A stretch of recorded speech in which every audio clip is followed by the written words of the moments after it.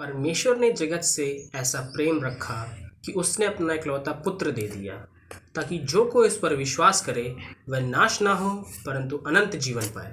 जी दोस्तों, ये वचन लिया गया है बाइबल से, यूहन्ना उसका 3 अध्याय 16 पद। और आज मैं आपको इस वचन से कुछ खास जानकारी देना चाहूँगा, लेकिन उससे पहले मैं आपको कुछ दृष्टांत बताना चाहूँगा जो यीशु मसीह ने लोगों को बताया था, जो आपको मिलेगा लूका उसके 15वें अध्याय में।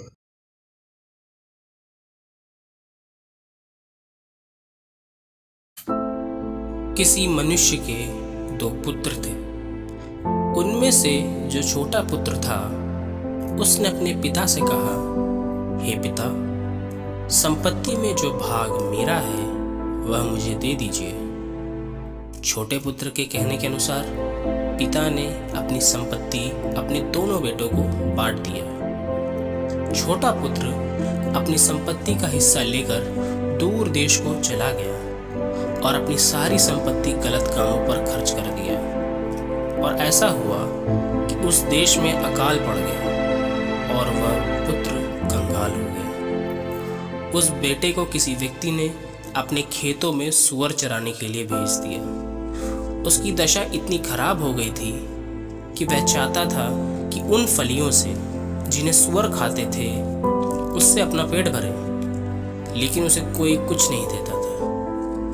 जब वह होश में आया तो वह सोचने लगा कि मेरे पिता के घर में जो मजदूर काम करते हैं उनको भोजन से अधिक रोटी मिलती है और मैं यहाँ भूखा मर रहा हूँ।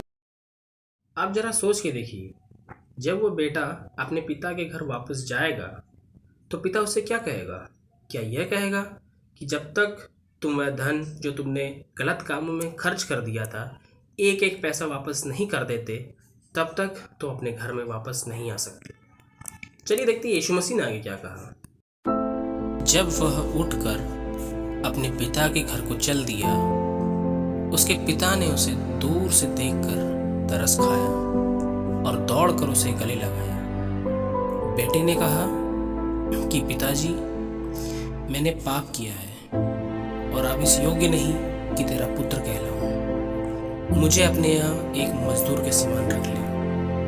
पिता ने अपने दासों से कहा, तुरंत अच्छे से अच्छा वस्त्र निकालकर उसे पहनाओ और भोजन की तैयारी करो ताकि हम आनंद मनाएं, क्योंकि मेरा यह पुत्र मर गया था फिर जी गया है, खो गया था अब मिल गया है।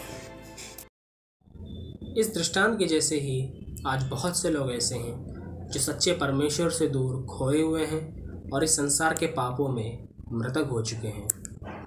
जब वो आपने उस दृष्टांत में देखा कि जब उस बेटे के आसपास की परिस्थितियां बदली तो उसे सबसे पहले अपने अंदर के पापों का एहसास हुआ और उसने जाकर अपने पिता के सामने सच्चे मन से अपने पापों की माफ़ी मांगी।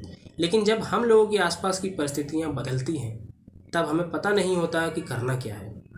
लेकिन ऐसे समय में सबसे पहले हमें उस पिता परमेश्वर के पास जो गुप्त में हमारी सुनता है उससे हमें अपनी पापों की माफ़ी मांगनी चाहिए, क्योंकि बाइबल बताती है कि यदि हम उससे अपनी पापों की माफ़ी मांगे तो वह हमें हमारे पापों को क्षमा करने और हमें सब अधर्म से दूर छुटकारा देने में विश्वास योग्य और धर्मी है।